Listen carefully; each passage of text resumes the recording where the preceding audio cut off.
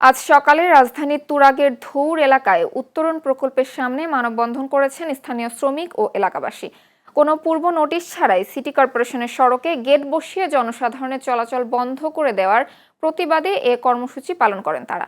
মানববন্ধনে অংশগ্রহণকারীরা জানান, দিয়াবাড়ির পুরান কালিয়া, নয়ানগর ও চণ্ডালভোগ এলাকার 20,000-এর বেশি শ্রমিক প্রতিদিন এই সড়ক ব্যবহার করে কামারপাড়া, আশুলিয়া, সাউদার্ন, RFL সহ আশেপাশের শতাধিক শিল্প কারখানায় যাতায়াত করেন।